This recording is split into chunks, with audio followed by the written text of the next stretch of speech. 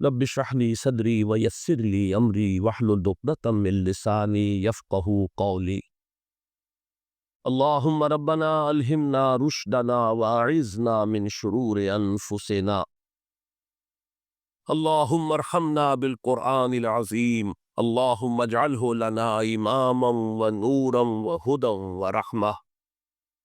اللهم ذكرنا منه ما نسينا وعلمنا منه ما جهلنا وارزقنا تلاوته آناء الليل وآناء النهار واجعله لنا حجة يا رب العالمین آمین۔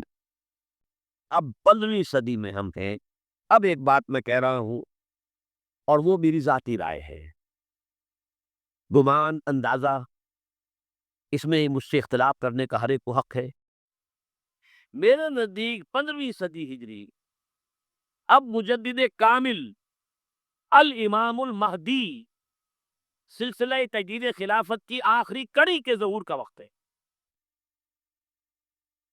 اس میں مجھے ایک تو قرآن مجید سے اشارہ ملا ہے، اشارہ ہے، میں اسے تفسیر نہیں کہتا۔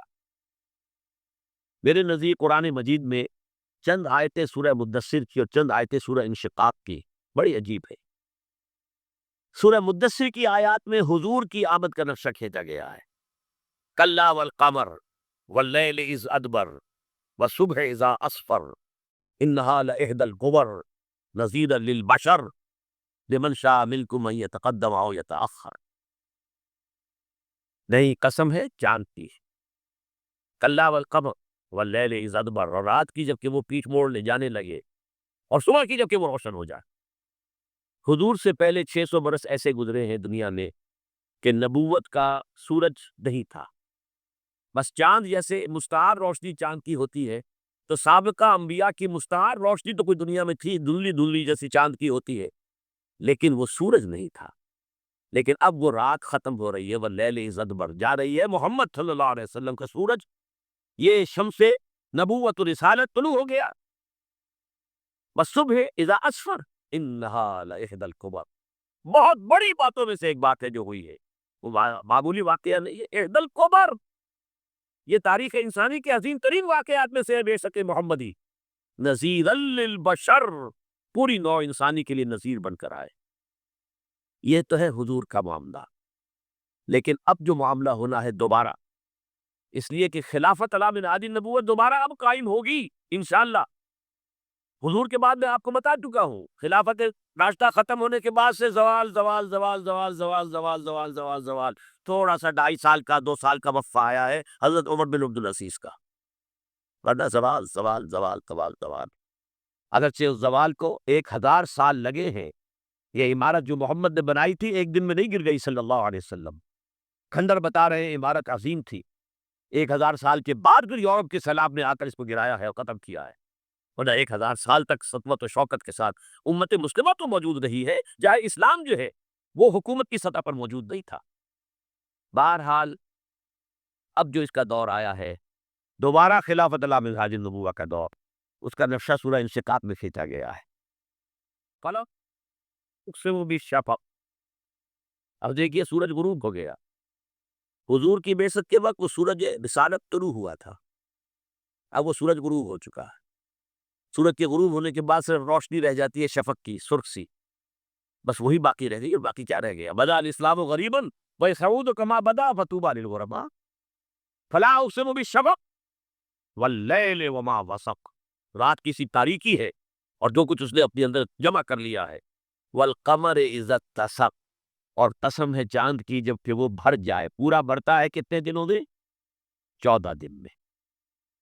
اور 14 صدیوں کے بعد اب پہلی صدی کا جس نے کہ تجدید کامل کی عمر بن عبدالعزیز، 14 صدیوں کے بعد اب 15ویں صدی میں الامام المہدی کے ظہور کا وقت قریب ہے۔ اب جو کچھ مجھے حضرت امام المہدی کے بارے میں کہنا ہے،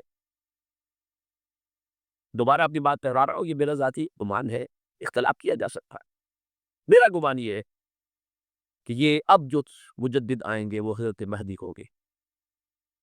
پہلی بات تو یہ جان دیجئے کہ مہدی 2 ہے، ایک شیعوں کے مہدی، ایک سنیوں کے مہدی، ان میں بڑا فرق ہے۔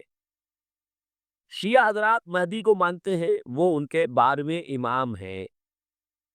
ان کے عقیدے کے مطابق انہیں پیدا ہونے کے فوراً بعد اس اندیشے سے کہ انہیں قتل کر دیا جائے گا، ایک غار میں چھپا دیا گیا تھا۔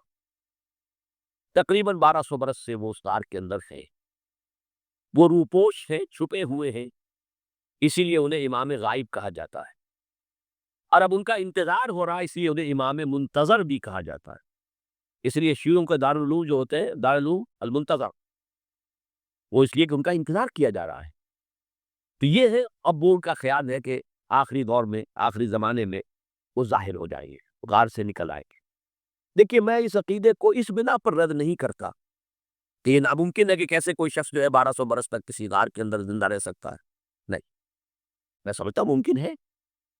300 برس تک اصحاب کہف رہے کہ نہیں رہے؟ سوئے رہے۔ 300 ایئرس ہم مانتے ہیں۔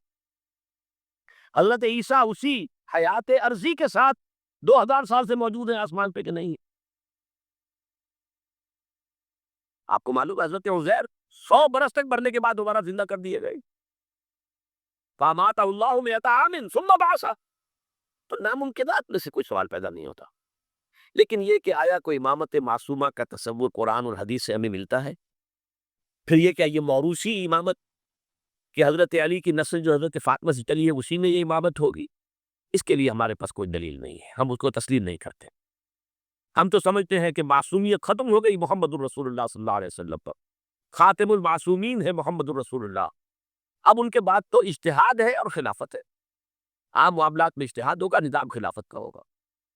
تو ہمارے نزدیک جو میں جس مہدی کا نام لے رہا ہوں وہ مہدی ہے جو ایک مجدد ہوں گے، جیسے کہ مجددین کے نام میں نے آپ کو گنوائے، مجدد الفسانی ہو، شاہ ولی اللہ ہو، سید احمد بریلوی ہو، شیخ الہند ہو، ایک ہوں گے انسان جو پیدا ہوں گے انسانوں کی طرح، عام طور پر اپنی عمر کو پختگی کو پہنچیں گے، پھر وہ سامنے آئیں گے منظر پر، پھر وہ کام کریں گے، قیادت کریں گے، عرب میں ان کا ظہور ہوگا۔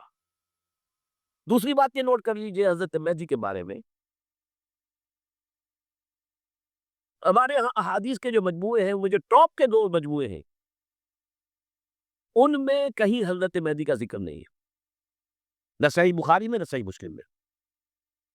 لیکن ہم اسے نظر انداز نہیں کر سکتے کہ صحائح ستہ کی بقیہ چاروں کتابوں کے اندر موجود ہیں، لہذا نظر انداز نہیں کر سکتے، اگنور کرنا ممکن نہیں ہے۔ اب اس میں میں چاہتا ہوں کہ کچھ حدیثیں آپ کو میں سناؤں جن میں حضرت مہدی کا تذکرہ کیا گیا ہے۔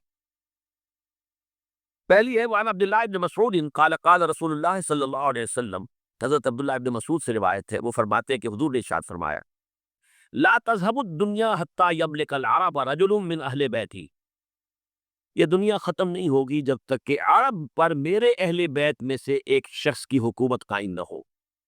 اور آپ کو معلوم ہے کہ آج تک عرب پر حضور کے اہل بیت کی کوئی حکومت قائم نہیں ہوئی، اور جب قائم ہوئی بھی تھی حضرت علی کو اگر شمار کیا جائے، اس لیے کہ حضور نے وہ جو مشہور واقعہ ہے کہ ایک چادر میں لے لیا تھا حضرت علی کو اور حضرت فاطمہ اور حضرت حسنین کو، اللہم ہؤلاء اہل بیتی، اے اللہ یہ بھی میرے اہل بیت تھے۔ تو حضرت علی کی بھی حکومت منعقد نہیں ہوئی، پورے عالم اسلام پر ان کی حکومت نہیں تھی، اس لیے کہ شام اور مصر دونوں صوبے جو ہیں انہوں نے ان کی اطاعت قبول نہیں کی تھی۔ اس حوالے سے یہ معاملہ ابھی ہونا ہے۔ لا تذهب الدنیا حتی یملک العرب رجل من اہل بیتی یواطئ اسمہ اسمی، اس کا نام وہی ہوگا جو میرا نام تھے، یعنی محمد صلی اللہ علیہ وسلم، اور ان کا نام بھی، مہدی کا نام بھی محمد ہو، مہدی تو ان کا لقب ہے۔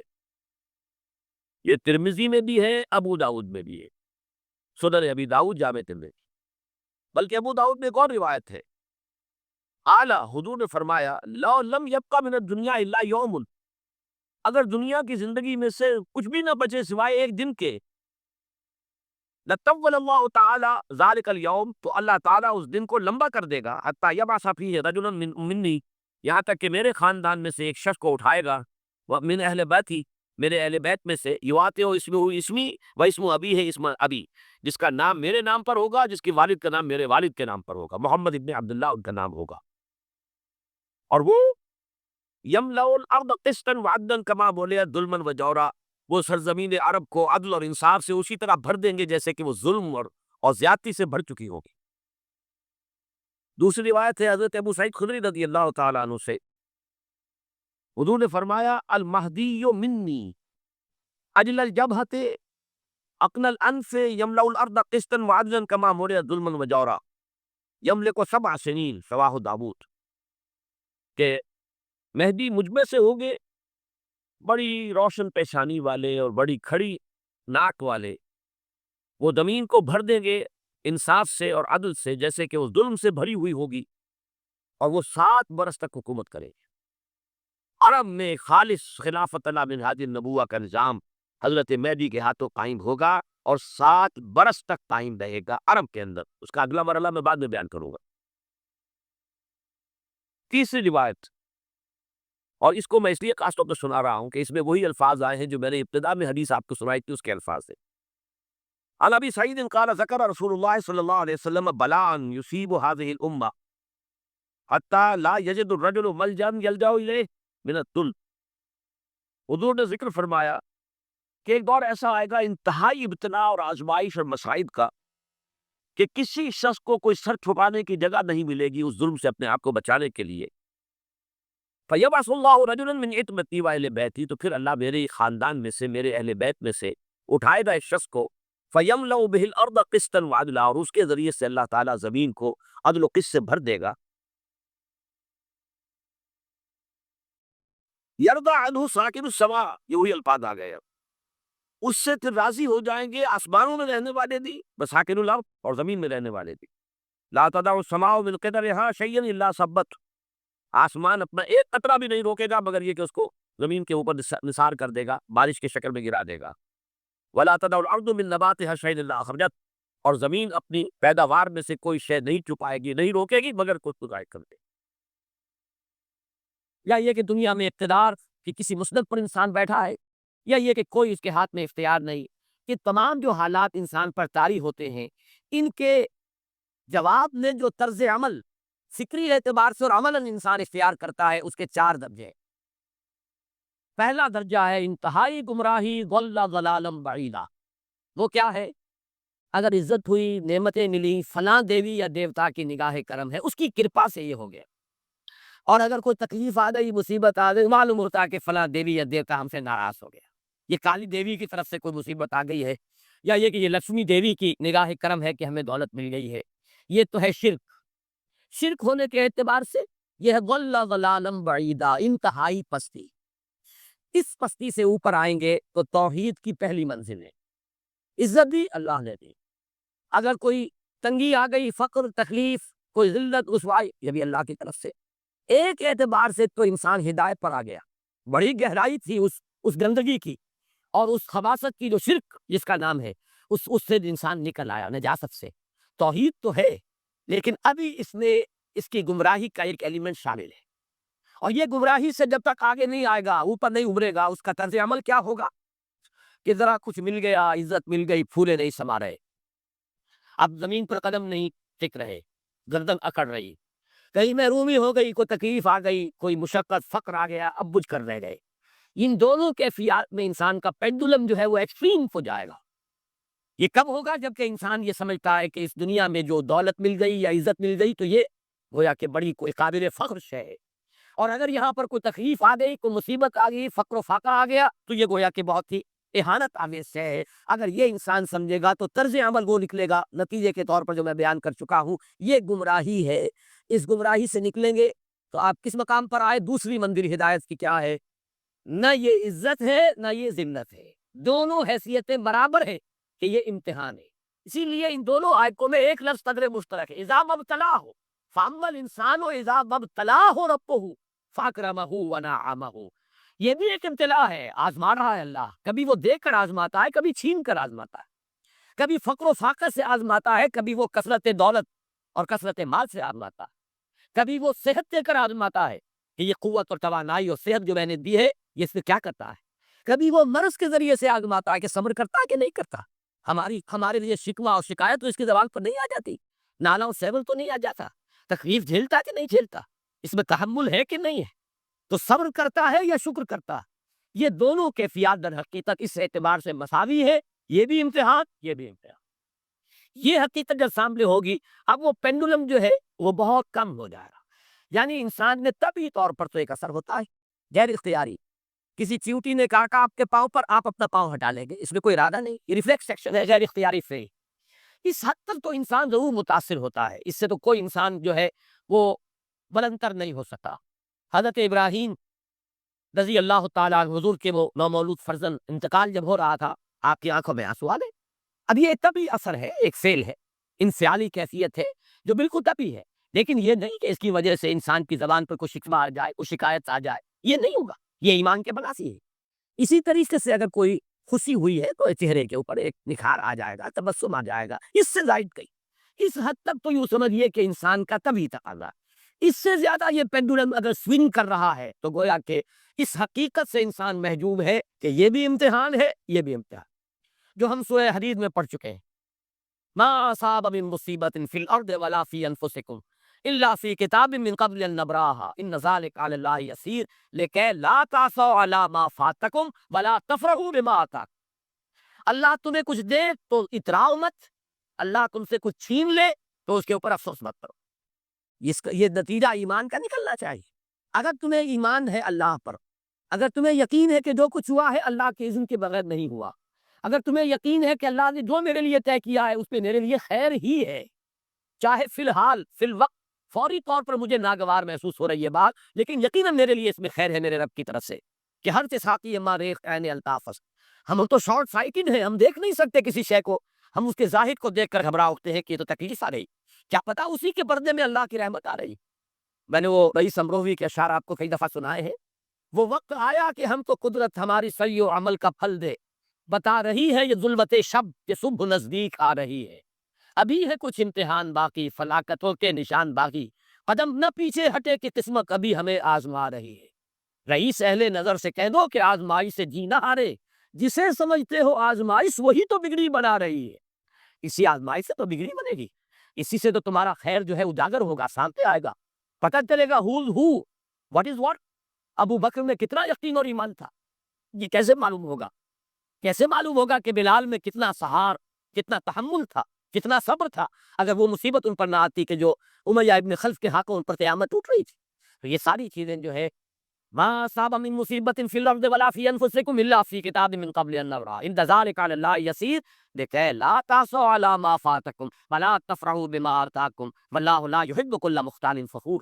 اگر اس حقیقت سے محجوب ہو جاؤ گے تو پھر اختیال اور فخر اور گھمنڈ پیدا ہو جائے گا تمہارے اندر. یا دوسری طرف مایوسی، کمر ہمت ٹوٹ کر رہ جائے گی، خودکشی کرنے کو انسان آمادہ ہو جاتا ہے، ذرا کوئی ناکامی دنیا میں آ گئی، کوئی تکلیف آ گئی. یہ ہے در حقیقت تیسری منزل، ہدایت کی دوسری سیڑھی. پہلا کیا تھا؟ نہایت ضل ضلالا بعیدا. کوئی خیر مل گیا تو کسی دیوی کی نگاہ کرم، کوئی تکلیف آ گئی تو کسی دیوتا کی ناراضگی. یہ تو ہے ضل ضلالا بعید. اس سے اوپر آئے، یہ پہلی سیڑھی ہدایت کی ہے. عزت ہے تو اللہ کی طرف سے، اور اگر کوئی ذلت ہے، تنگی ہے تو اللہ کی طرف سے. یہ ہدایت کا آغاز ہو گیا، یہ توحید کی بنیادی منزل ہے. اس سے اگلی منزل، یہاں کی ذلت ذلت نہیں، یہاں کی عزت عزت نہیں. ذالک یوم التغابن، ہار اور جیت کے فیصلے کا دن تو قیامت کا دن ہے. وہاں معلوم ہوگا جس کو اس روز عزت ملی وہ عزت والا ہے، جو اس روز ذلیل ہو گیا وہ ذلت والا ہے.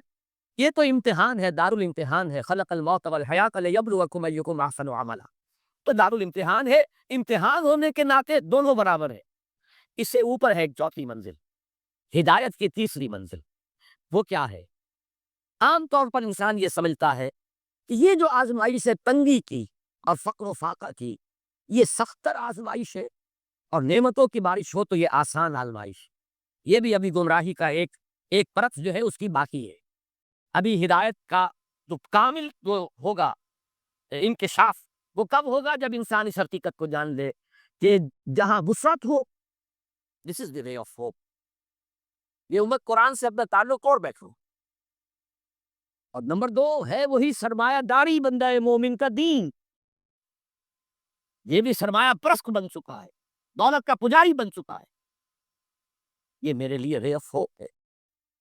مادہ پرستی، دولت پرستی، سرمایہ پرستی، زر اندوزی، وَإِنَّهُ لِحُبِّ الْخَيْرِ لَشَدِيدٌ، ان دو لعنتوں کے اندر یہ مبتلا ہے. جانتا ہوں میں یہ امت حامل قرآن نہیں ہے، وہی سرمایہ داری بندہ مومن کہتے ہیں. اور تیسری سب سے تلخ حقیقت، اس کی جو علمی اور روحانی جو رہنمائی کرنے والے لوگ ہیں وہ اندر سے خالی ہیں، کھوکھلے۔ جانتا ہوں میں کہ مشرق کی اندھیری رات میں بے ید بیضا ہے پیرانے حرم کی آستین، علماء ہے اور صوفیاء ہے اور پیشوا ہے اور مسند نشین ہے اور سب کچھ ہے، لیکن کسی کے آستین میں وہ موسیٰ والا ید بیضا نہیں، خالی ہے، اندر سے کھوکھلا۔ اس کا نقشہ ایک حدیث میں آیا ہے جو لرزا دینے والی حدیث ہے، آج کا نقشہ ہے وہ بالکل۔ حضور نے فرمایا یوشک ویاتی علی الناس سے زبان، مجھے اندیشہ ہے لوگوں پر ایک زمانہ ایسا آ جائے گا، ذرا گنتی کیجئے کیسا ہوگا۔ لا یبقی من الاسلام الا اسمہ، اسلام نے سے اس کے نام کے سوا کچھ نہیں بچے گا۔ کہاں ہے اسلام دنیا میں؟ دکھاؤ، اجتماعی سطح پر دکھاؤ کہاں ہے۔ ولا یبقی من القرآن الا رسمہ، اور قرآن میں سے سوائے اس کے رسم الخط کے کچھ نہیں بچے۔ معنی کہاں ہے قرآن؟ ہو رہی ہے اس کی طرف پیش قدمی ہو رہی ہے، تدوین، لیکن یہ اس حدیث سے جو ہے وہ تو سامنے ہے۔ مساجدہم عامرۃ، ان کی مسجدیں آباد تو بہت ہوں گی، بڑی بڑی مسجدیں، شاندار مسجدیں، عالیشان مسجدیں، بھری ہوئی بھرپور، جمعے کے اندر عیدین کا اجتماع۔ وہی خراب من الہدی، ہدایت سے کالی ہوں گی،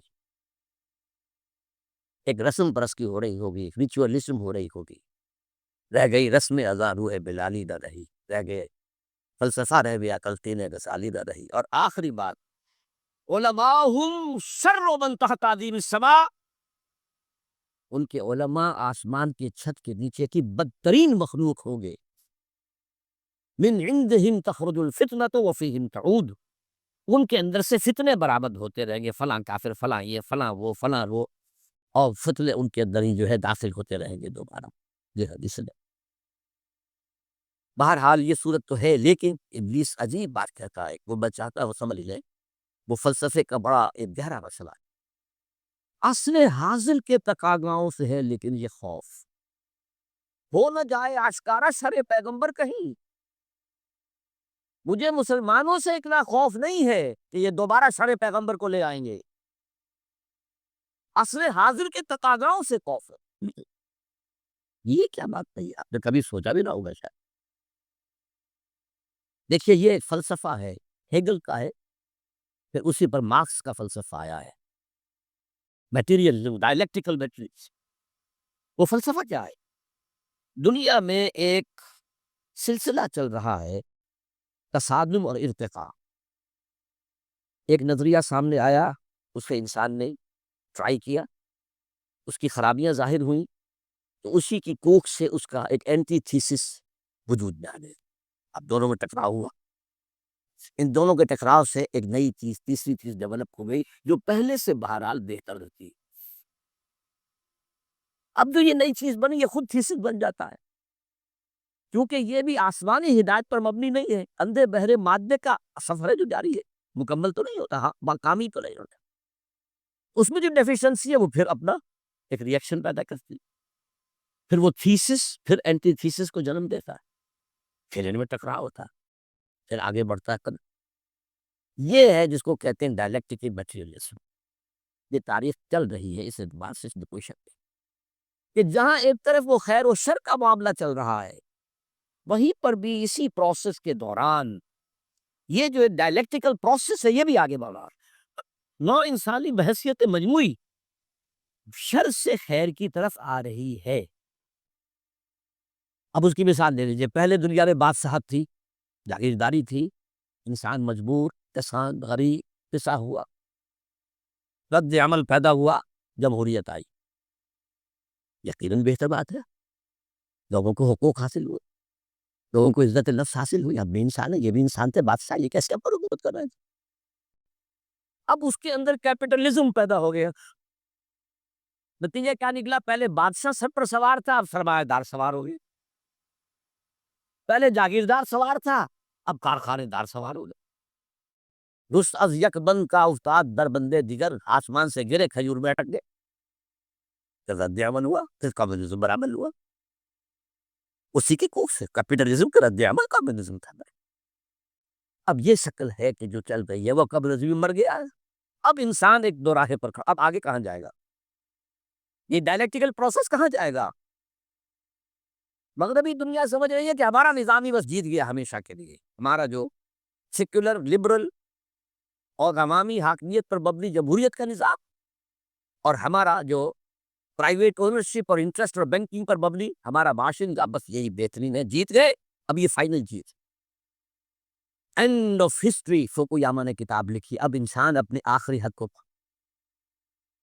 جس پر پھر ہنٹنگٹن نے کہا نہیں، ابھی ایک تصادم ہونا ہے۔ اس نے تہذیبوں کا تصادم کا نام دیا تھا، لیکن ایک اور شخص نے بعد میں کہا نظاموں کا تصادم۔ قرآن نے اس فلسفے کو بیان کیا ہے۔ یہ سورہ رعد کی آیت نمبر 17 ہے۔ وَأَنزَلَ مِنَ السَّمَاءِ مَاءً، اللہ تعالیٰ آسمان سے اتارتا تھا، فَسَالَتْ أَوْدِيَةٌ بِقَدْرِهَا، تو تمام وادیاں بہہ نکلتی ہیں، کیونکہ پہاڑی علاقہ تھا نا حجاز کا، اب بارش جب ہوتی ہے تو پہاڑوں پر سے پانی نیچے اتر کر وادی میں آتا ہے، جو وادی سوکھی پڑی ہوتی ہے وہ ایک گویا کہ نالا بن جاتی ہے، دریا بن جاتی ہے۔ وَاعْتَمَدَ السَّيْلُ غَمَدًا رَابِيًا، اور یہ جو سیلاب آتا ہے اس کے اوپر جھاگ آ جاتا ہے، چڑھتا ہوا بہت نظر آتا ہے جھاگ۔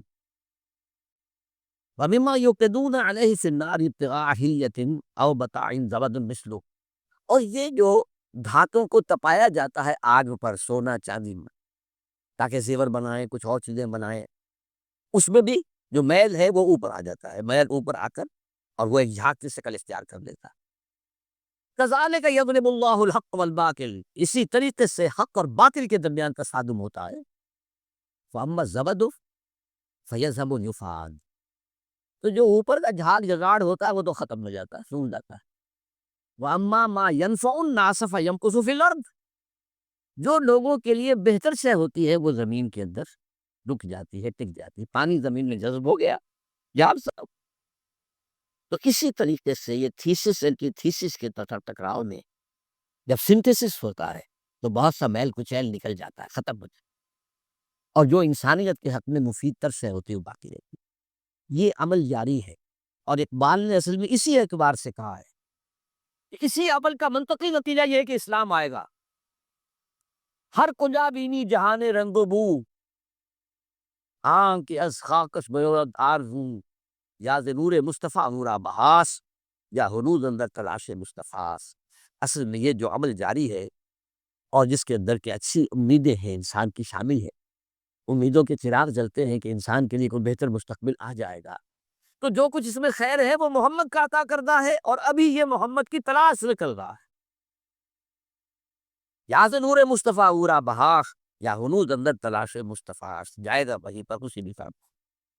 اچھا، اب جو میں نے آپ کے سامنے عرض کیا کہ یہ جو باطل کی سب بندی ہے، اس میں وہ جو پرانا ایک مقولہ ہے، نہ ہر زن درست و نہ ہر مرد مرد، خدا پن انگوش یکساں نہ کرد، تو اس صف بندی میں سب برابر نہیں ہے۔ دیکھیے عیسائیوں میں 3 تقسیمیں، ایک مذہبی تقسیم ہے کیتھولکس اور پروٹیسٹنٹس، اور پھر پروٹیسٹنٹس کے اندر نیو کونس، یہ دفعہ آپ پڑھتے ہوں گے، اور ایونجلسٹ آج کل سب سے زیادہ ایکٹیو۔ ایک تو ان کے درمیان اختلاف۔ نمبر 2، کیتھولک، جب جان لیجئے کہ یورپ جو ہے، مین لینڈ یورپ اس کیتھولک نیئرلی 100%۔ امریکہ اور برطانیہ یہ ہے پروٹیسٹنٹس۔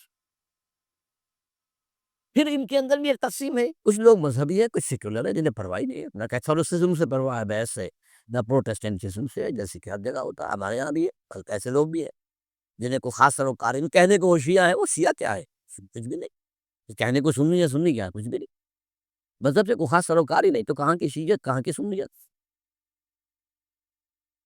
اسی طریقے سے یہودیوں میں تقسیم ہے، ایک یہودی ہے مذہبی پریکٹسنگ، ان کی تصویر اگر کبھی آپ نے اخبارات میں دیکھی ہو، لمبے لمبے ان کے بال ہوتے ہیں، اور خاص طور پر یہ قلمیں جو ہے یہ ان کو وہ دے کر چھلے بنا کر لٹکاتے ہیں، بہت خوبصورت کرتے ہیں، اس میں کوئی شک نہیں، اور بال بڑے بڑے، اور سیاہ ہیٹ، اور لمبے سیاہ کوٹ، اشکن تو نہیں ہوتی وہ، لیکن یہ کہ کوٹ لمبے ہوتے ہیں، یہ یہودی ہے پریکٹسنگ۔ یہ پھر یہ کہ اگر یہ گھر پر بھی ہوگا تو اس کے سر پر ایک چھوٹی سی ٹوپی ضرور ہوگی، باہر نکلے گا تو ہیٹ ہوگا، بلیک ہیٹ، چھوٹی سی ٹوپی چپکی ہوئی ہوگی اس کی کھوپڑی کے ساتھ۔ یہ یہودی ہے پریکٹسنگ، اور یہ تو سیکولر یہودی جنہیں مذہب سے کوئی سروکار نہیں، نسل یہودی ہے، بس ٹھیک ہے۔ اور دوسری طرف ایک اور تقسیم ہے جسے بہت کم لوگ جانتے ہیں، سفیرڈین اینڈ ایشکنازیم۔ ایک یہودی وہ ہے جو اصلاً یہودی ہے، یعنی بنی اسرائیل،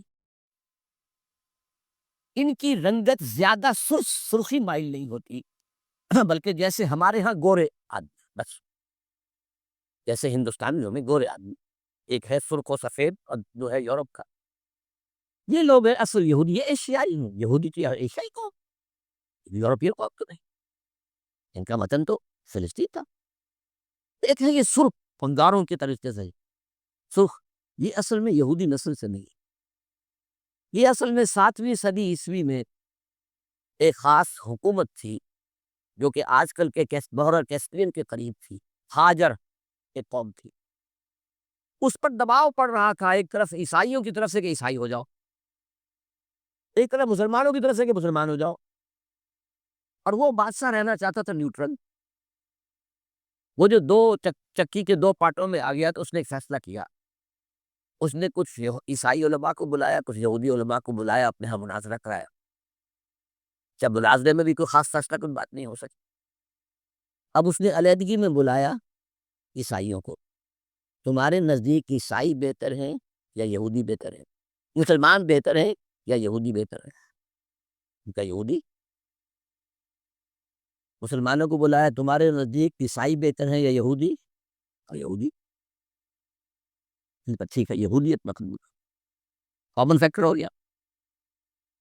عیسائیت تو بدترین شرک میں چلی گئی، خدا کا بیٹا بنا دیا، یہودی بہرحال مواحد ہے، عیسائیت میں شریعت ختم ہو چکی، یہود کے ہاتھوں شریعت موسوی باقی ہے، تو مسلمانوں کو تو یہی کہنا تھا کہ عیسائیوں کے مقابلے میں تو یہودی بہتر ہے، اور اس وقت تک ابھی ان کی وہ دشمنی اس طریقے سے سامنے آئی بھی نہیں تھی، شیطان کی ایجنٹی ابھی شروع ہوئی بھی نہیں تھی۔ اسی طریقے سے اب عیسائی اولڈ ٹیسٹمنٹ کو مانتے ہیں، وہ تو ساری یہودی ہے، حضور تو بعد میں آئے ہیں، قرآن مجید سے تو واقف ہی نہیں، تو انہوں نے کہا یہودی، انہوں نے کہا اس نے یہودیت اختیار کی۔ یہ قوم ہے جو اس وقت زیادہ چھائی ہوئی ہے، اور یہ بنیادی طور پر سیکولر ہے، اور اسی میں صہیونی تحریک جو ہے، صہیونی زائنسٹ موومنٹ، اس کی they are not really بنی اسرائیل، they are not the progeny of Jacob علیہ السلام، حضرت یعقوب کی نسل سے نہیں، یہ ترک نسل ہے، یہ یوں سمجھیے کہ یاجوج ماجوج کی جو نسلیں ہیں ان میں سے ایک نسل، اور یہ جو ہے وہ جو سرخ و سفید رنگت کے لوگ ہوتے ہیں یہ ان میں سے۔ اب آئیے آگے، یہ جو گٹھ جوڑ ہے اس کے اہداف کیا ہے؟ what do they want؟ Number 1، عالم اسلام کے وسائل پر قبضہ، خاص طور پر تیل، اس وقت دنیا کے اندر کرائسس آنے والا ہے تیل کے معاملے شدید، اور تیل جس طریقے سے ان صنعتی ممالک کے لیے ایک ناگزیر شے بن گئی ہے، جیسے ہم ہوا کے بغیر نہیں جی سکتے، وہ تیل کے بغیر نہیں جی سکتے، تو انہیں تو چاہیے عراق کا جو قبضہ ہے یہ ان کا پیش نظر تھا، اور افغانستان میں بھی ان کے پیش نظر یہ تھا کہ افغانستان کے راستے سے سینٹرل ایشیا کی جو تیل اور گیس کے ذخائر ہیں ان کو کھینچا جائے۔ تو پہلی بات تو ہے یہ وسائل، عالم اسلام کے وسائل پر قبضہ۔ نمبر 2، عالمی مالیاتی استعمار، پوری دنیا میں ایک امپیریلزم، نیا امپیریلزم، لیکن وہ امپیریلزم جو ہے کولونائزیشن کی شکل میں نہیں، اس شکل میں نہیں کہ انگریز آیا اور ہندوستان کو اس نے غلام بنا لیا، کوئی گیا کسی نے لیبیا کو غلام بنا لیا، کسی نے موراکو کو غلام بنا لیا، کسی نے انڈونیشیا کو، نہیں، غلام بنانے کی ضرورت ہی نہیں ہو، آپ غلام بنائیں گے وہ آپ کو ماریں گے، آپ ان کو ماریں گے، فائدہ کیا ہے؟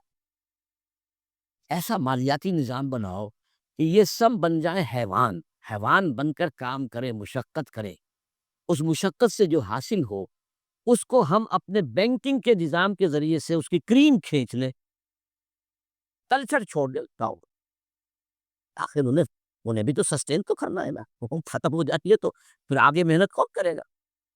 آگے والا جو ہے شام کو گھوڑے کو چارہ نہیں ڈالے گا، اگر کوئی چنا ونا نہیں دال وال نہیں دے گا تو اگلے کیسے جو دے گا؟ لہٰذا وہ ان کو چھوڑ دو، خرید کھیش۔ تو تمہیں آم کھانے سے غرض ہے کہ پیڑ گرنے سے؟ یہ ہے عالمی مالیاتی سسٹم۔ اس کا بھی سربراہ امام امریکہ ہے، اور اس سے بھی اوپر ٹاپ پر اصل میں یہودی بینکرز، بینکوں کا نظام انہوں نے ایجاد کیا۔ یہ اس پروسیس کا حصہ ہے جو میں نے کہا تھا، انہوں نے جو ریگین کی اپنی پوزیشن عیسائیوں کے مقابلے میں۔ تو بینکنگ کا نظام، ای بنوک، ای فکر چالاک یہود، نور حق السینہ آدم ربود، اس بینکوں کے نظام نے انسان کے اندر سے نور حق ہے، وہ جو روح ربانی ہے، اسے کھینچ لیا، سب کر دیا۔ تا کہو بالا نہ گرد دی نظام، دانش و تہذیب و دی سودائے خام۔ جب تک یہ نظام کہو بالا نہیں ہوگا، کہاں کی دانش، کہاں کی تہذیب، کہاں کا مذہب، کہاں کا دین، یہ سب نام ہے گرے۔ قل ہی الا اسماء وصفن ہی الا اسماء سمیتموہا۔ تو دوسری بات یہ ہوگی۔ تیسری بات ہے وہ اپنی تہذیب کا تحفظ کر، اپنی تہذیب اور تمدن دونوں کا۔ یہ جو اقبال نے لفظ استعمال کیا ہے تہذیب نے، پھر اپنے درندوں کو، میں حیران ہوتا اس شخص کے بارے میں، وہ الفاظ جو آج بش کہہ رہا، our civilization، ہمیں خطرہ، ہماری تہذیب کو خطرہ، یہ سارے کے سارے تل گئے ہماری تہذیب کو ختم کرنے کا۔ اور بیل ہی یہی الفاظ استعمال کیے تھے اپنے وقت کے فرعون اعظم نے، مصر کا فرعون، ان ہاذان لساحران یریدان ان یخرجاکم من ارضکم بسحرہما ویذھبا بطریقتکم المثلی۔ یہ جو موسیٰ اور ہارون آ گئے نا، یہ دو جادوگر ہیں، یہ چاہتے ہیں اپنے جادو کے بل پر تمہیں اپنے ملک سے بے دخل کر دیں اور تمہاری مثالی تہذیب کو ختم کر دیں۔ ویذھبا بطریقتکم المثلی۔ آج در حقیقت وہ چاہتے ہیں کہ اپنی اس تہذیب اور تمدن کا اور اپنے نظام کا، خاص طور پر مالیاتی نظام، وہ سارا معاملہ جو مالیاتی اس میں سال کا ہے وہ تو اسی پر تو مبنی ہے، مالیاتی نظام ختم تو ختم۔ اور وہ اسی لیے عالم اسلام پر اس نظام کو، تہذیب جمع تمدن، اس کو ٹھوس نہ کر بزو طاقت، اس کے لیے ڈالر بھی خرچ کر رہے ہیں، ارب ہا ارب، خرب ہا خرب، اس کے لیے این جی اوز کی فوجوں کی فوجیں ہیں جو بنا دی گئی ہیں، اس کے لیے نہ معلوم کس طریقے سے، کیسے ہمارے ہاں کے ٹیلی ویژن چینلز کو خریدا گیا ہے، اور ان کے ذریعے سے جو ہے وہ ساری اپنی ویلیوز کو پروپیگیٹ کر رہے ہیں اور اسلام کے شعائر کی بےخطری کر رہے ہیں۔ ظاہر بات ہے پیسہ ان کے پاس ہے، اقتدار ان کے پاس ہے، طاقت ان کے پاس ہے، وہ چاہتے ہیں۔ اور اب سے کچھ پہلے تک تو ایک معاملہ اور تھا، اب کچھ اور ہو گیا، یہ بھی نوٹ کر لیجیے۔ اب سے کچھ پہلے تک ان کا معاملہ یہ تھا کہ اسلام ایز اے مذہب سے ہماری کوئی دشمنی نہیں، ہم اسلام as a then, political Islam, یہ نظام کی بات جو تم کرتے ہو، یہ خلافت کا نام جو لیتے، یہ ہم برداشت نہیں کر سکتے، نتھنگ ڈوئنگ۔ اب ہوتے ہوتے وہ یہاں تک آ گئے ہیں کہ اصل میں تو سارے برائی کے بیج ان کے خیال میں مذہب ہے۔ اب ان کے جو رائٹرز ہیں، ان کے بڑے بڑے جو لوگ مفکرین ہیں، وہ کہہ رہے ہیں اسلام in itself، Quran in itself، Muhammad in himself is evil۔ نعوذ باللہ من ذالک۔ قرآن ایول ہے، اسلام ایول ہے، اور محمد ایول۔ یہ ایک عظیم جنگ ہے اسلام و مسلمانوں کے خلاف، اسلامی تہذیب و تمدن کے خلاف۔ وہ اس میں چاہتے ہیں کہ اسلام کی بےخطری کرے۔ نمبر 4 یہ اسلام کے احیاء کے عمل کو ہر قیمت پر روکنا، اینی کاسٹ، ہم وٹ میں، جہاں بھی سر اٹھائے گا کچل دے۔ یہ میرا چوتھا ہدف۔ 5واں، یہ ذرا لمبی سی بات ہے تھوڑی سی، یہ ہے ایک علاقائی پروگرام۔ ایک بہت بڑی جنگ ہونی ہو تو ہو، اور ہو جائے اور جلد از جلد ہو جائے، آرمیگیڈون، نتیجے میں گریٹر اسرائیل قائم ہو جائے، تاکہ پوری دنیا میں جو ڈائسپورا میں ابھی اسرائیلی پھیلے ہوئے ہیں وہ آ جائے، مسجد اقصی اور گنبد صخرہ گرایا جائے۔ تھرڈ ٹیمپل حضرت سلیمان کا بنایا ہوا معبد تیسری مرتبہ تعمیر کیا جائے، اس میں حضرت داؤد کا تخت لا کر رکھا جائے. وہ تخت آج بھی موجود ہے، ویسٹ منسٹر ایبے، برطانیہ کی پارلیمنٹ کے ساتھ جو چرچ ہے اس میں وہ رکھا ہوا ہے. وہ ایک پتھر تھا جس پر حضرت داؤد علیہ السلام کو بٹھا کر ان کی تاج پوشی کی گئی تھی. وہ رہا ہے، ہیکل کے اندر موجود رہا. وہاں سے ٹائٹس رومی لے گیا سن 70 میں اسے. روم سے گیا آئرلینڈ، آئرلینڈ سے آیا اسکاٹ لینڈ سے آیا برطانیہ. اب وہ وہاں موجود ہے، اور برطانیہ میں بادشاہ ملکہ کی کورونیشن جو ہوتی ہے اسی پتھر پر بٹھا کر ہوتی ہے. جب وہ آ جائے گا تو یہ چیزیں تو مشترک ہیں ان کے درمیان. آرمگیڈون، گریٹر اسرائیل، تمام دنیا سے اسرائیلیوں کو لا کے آباد کر دینا، اور ٹیمپل آف دی ماؤنٹ کی تعمیر، اور اس کے لیے مسجد اقصی اور گنبد صخرہ کو گرا دینا، اور تھرون آف ڈیوڈ لا کے رکھ دینا. اس کے بعد عیسائیوں کے نزدیک حضرت مسیح نازل ہوں گے اور اس تخت پر بیٹھ کر دنیا پر حکومت کریں گے. یہاں ہمارا ان کا عقیدہ کچھ آ کر مل جاتا ہے.